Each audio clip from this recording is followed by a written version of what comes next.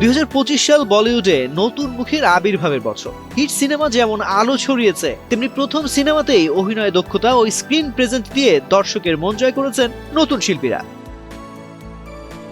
মোহিত সুরি পরিচালিত সাইয়ারা সিনেমার মাধ্যমে বলিউডে অভিষেক করেন আহান পান্ডে। সংগ্রামী সঙ্গীত শিল্পী কৃষ কাপুরের চরিত্রে তার সংবেদনশীল অভিনয় দর্শক ও সমালোচকের মুখে পড়েছে। অনেকে বলছেন নতুন তারকার জন্ম হলো বলিউডে।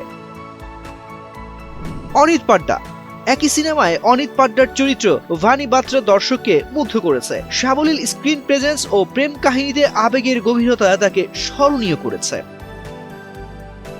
রাশা থাডানি। অজয় দেবগনের আজাদ সিনেমার মাধ্যমে বলিউডে পা রাখেন রাশা থাডানি। ছবিটি বক্স অফিসে ব্যর্থ হলেও রাশার আত্মবিশ্বাসী অভিনয়, ইউ আম্মা গানটির পারফরমেন্স দর্শককে মাতিয়ে দিয়েছে।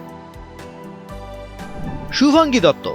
অটিজমে আক্রান্ত এক কিশোরীর চরিত্রে অভিনয় করে তন্নি দ্য গ্রেটে উজ্জ্বলভাবে আত্মপ্রকাশ করেন শুভাঙ্গী দত্ত। আন্তর্জাতিক ফিল্ম ফেস্টিভ্যালে সেরা অভিনেত্রীর পুরস্কার জেতা তার ক্যারিয়ারের বড় স্বীকৃতি।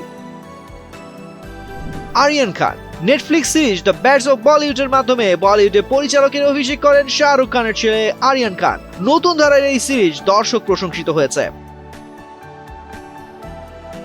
সব মিলিয়ে 2025 সালে বলিউডে যেসব নতুন মুখ আত্মপ্রকাশ করেছে তারা স্ক্রিনে এবং ওটিটিতে নিজস্ব ছাপ রেখে গেছে। তবে সব নতুন মুখই সমালোচকের প্রত্যাশা পূরণ করতে পারেনি। ইব্রাহিম আলী খান, শানায়া কাপুর, আমান দেবগান ও বীর পাহাড়িয়ার এই তালিকায় আছেন।